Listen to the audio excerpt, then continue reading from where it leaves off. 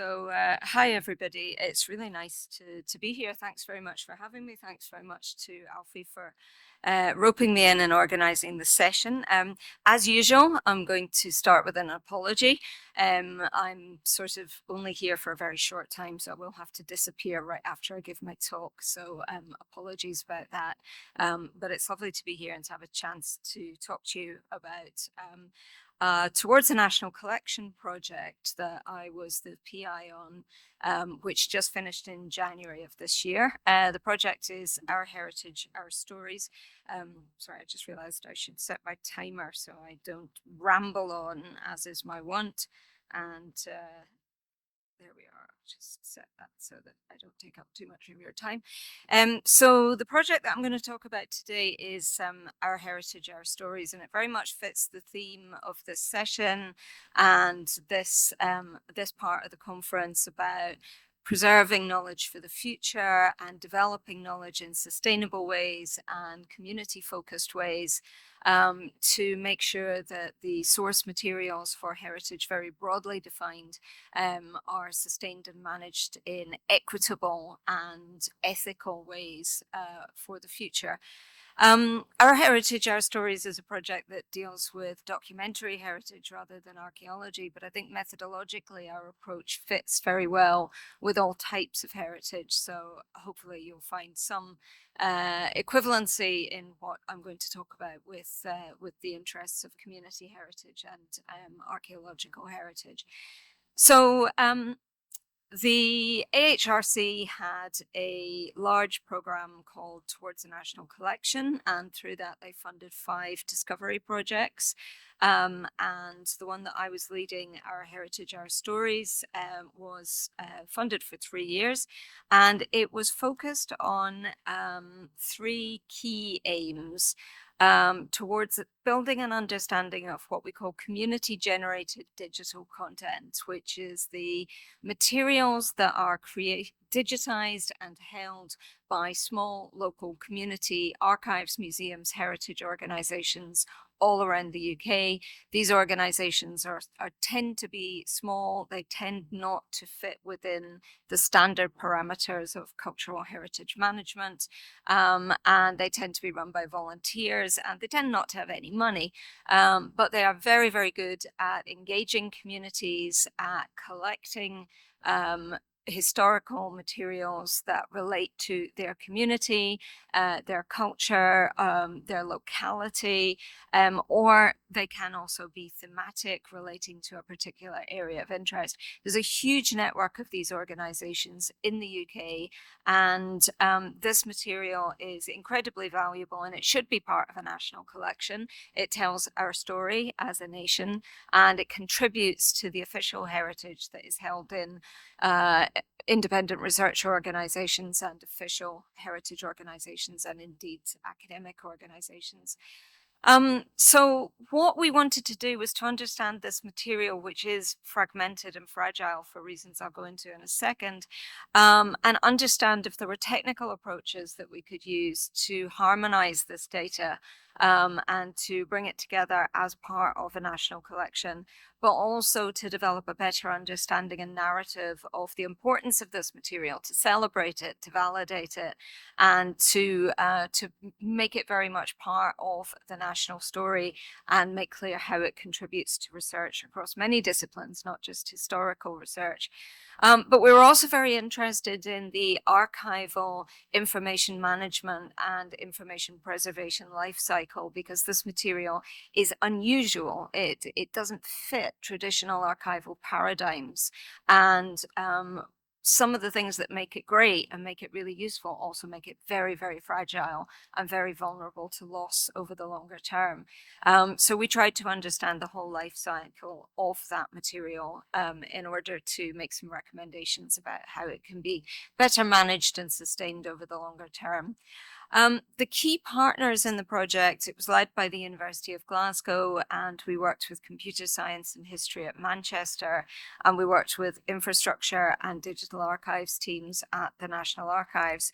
But we had a huge network of UK-wide partner organizations and heritage organizations that contributed to the knowledge that was created in the project, contributed data to the project, and were incredibly generous in providing us with their access to their expertise about the material that they understood. And it was as an academic who sort of works in a sort of very traditional kind of academic environment, it was just absolutely wonderful to work with all these community organizations that really are the experts on their content. They know more about it than anybody else ever will, because it is their material. And it was incredibly powerful to work with this network of community organizations around the UK.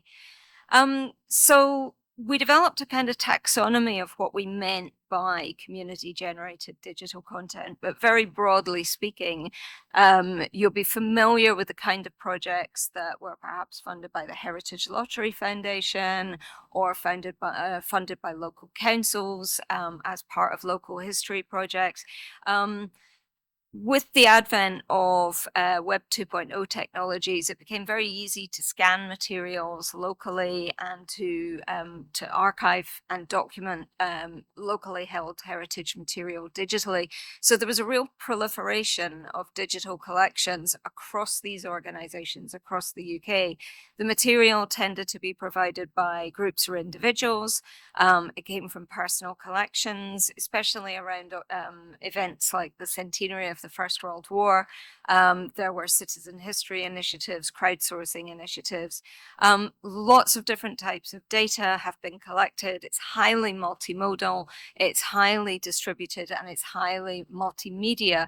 And it's held in local organizations in a myriad of databases, data sets, spreadsheets, hard disks. I could go on, but you get the general idea. And most of these collections are very heavily siloized. They are not built for interoperability. They're not built for being shared more broadly. And actual discoverability of the material is very, very difficult to maintain. This is the kind of thing that's in scope. This is Kinloch Historical Society in Ballallan on the island of Lewis. They have a fantastic historical society. They won't mind me saying that they are also a community hub. They are a cafe. They provide services for the elderly, for people in the community with dementia. They have a daycare facility for children, a play center for children, and they have a laundrette. So they are a community hub, and they collect all of the historical materials they can that relate to that part of the history of Lewis. Much of the material that they've digitized started off in boxes, as you can see here, and they have been slowly but surely digitizing their collections over the years, and they have a wonderful mixture of digital materials that is in a variety of formats.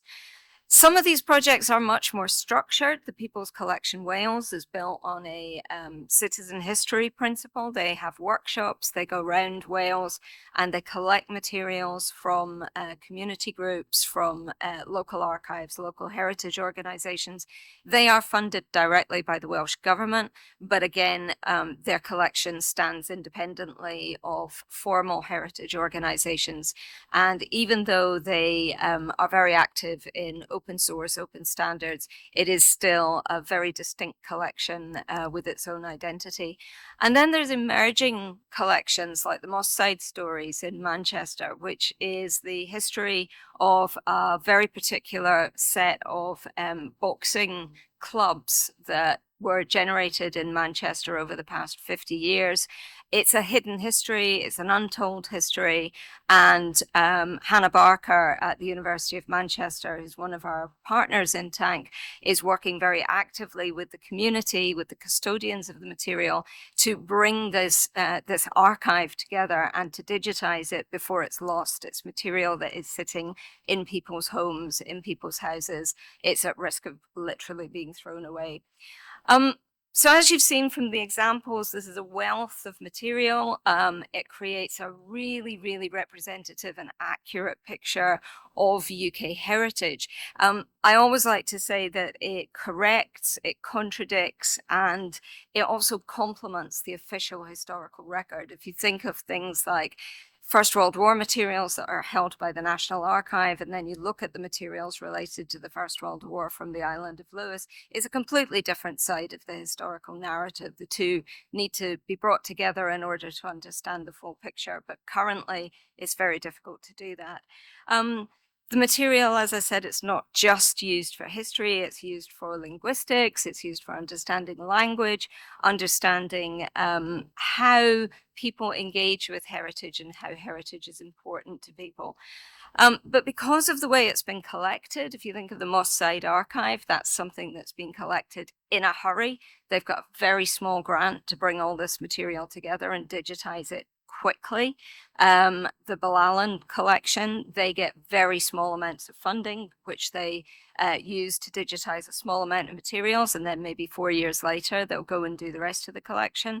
So because of the way that the materials have been collected and the way they've been digitized, if you think about the information life cycle for digital heritage of being selection, digitization, description, building an interface, managing it, sustaining it, and using it, every single part of that digital heritage life cycle is difficult for community generated digital content.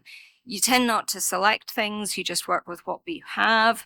You're very, very pragmatic and tactical about what you can have. So collections aren't done as a body, as a piece of work. Metadata is often gathered in situ when you work with individuals who are telling you the stories of the material. This has been a challenge for the People's Collection. They have a very small amount of access to the people who know about the materials, and they have to generate the metadata and information. So it tends to be quite fragmented. Again, this material is often not collected with sustainability and long-term use in mind. It's collected to tell a story. It's often very much focused on a thematic idea, and it does tend to live on locally managed websites or blogs. So big challenge, big problem. So we had a big project to address some of these issues. We did a few things, and we have a few outputs that kind of started to tackle pieces of this big problem.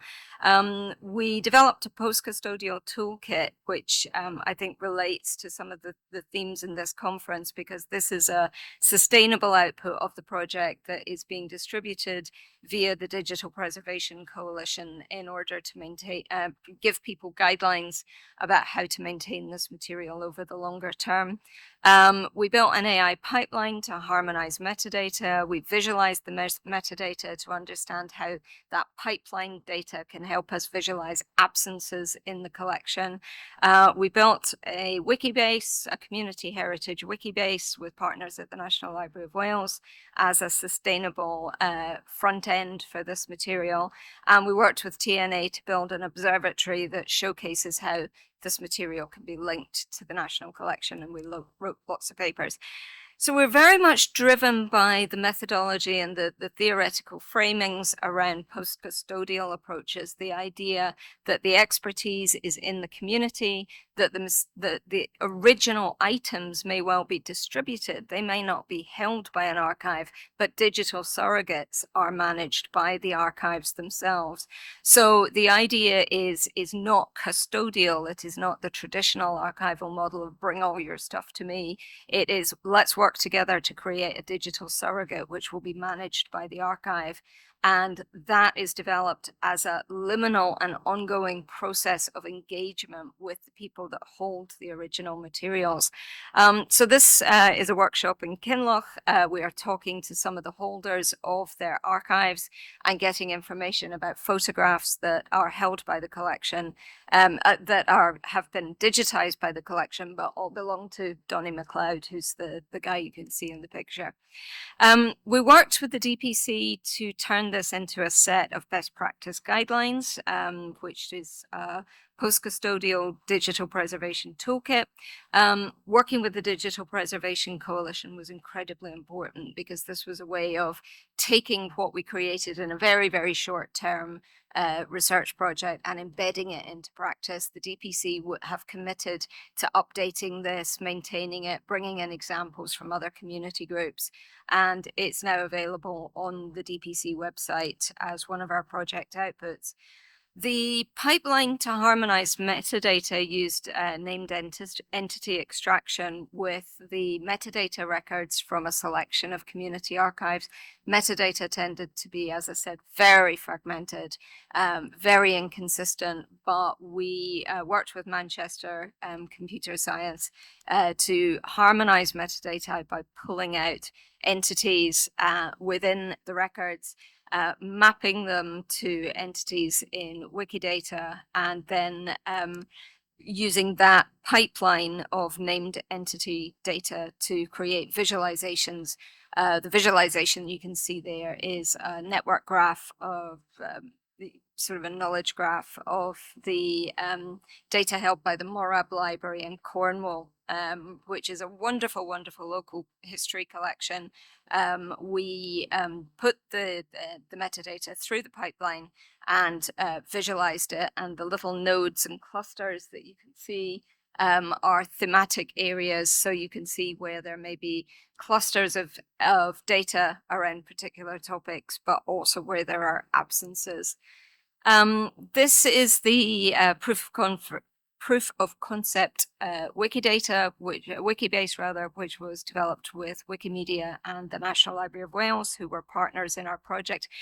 This takes pipeline data, pipeline metadata, and publishes it within the Wikimedia ecosystem, giving a Wikimedia presence to community archives. This is very much a prototype, early stage, but it's again part of that idea of sustainable tools that communities can use to publish their data rather than publishing it in maybe a Tumblr blog, to think about using something like this for the future.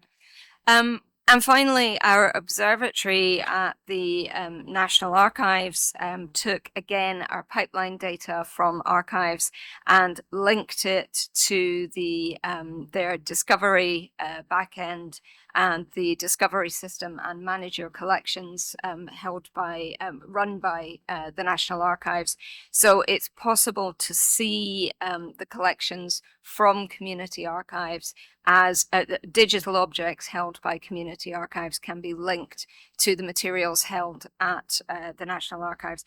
One of the collections that we were delighted to get access to was the Cain, the Conflict Archive in Northern Ireland, which really defines complementing and contradicting the official record. So seeing the materials from that community record of the conflict in Northern Ireland, searchable next to the official records of the conflict in Northern Ireland held by the National Archives is quite a powerful thing to be able to pull together, and it showcases how bringing this material together really does have a lot of power. All of this is encapsulated in our thrilling final report, which I know you're all dying to read. You can read all about the approaches, the methodologies, the partners, and the outputs, and there's links to all of the outputs. The pipeline is accessible via GitHub, and there's links to all our reports and other materials that you might find useful. And that's just the credits. These are all the people who were involved. We had a wonderful, wonderful team at all the institutions. And like many of the tank projects, we had lots of wonderful postdocs who came and went on to bigger and better things. But that's the team. And all I can say is thank you to the brilliant team who put everything together. And thank you for listening. Cheers.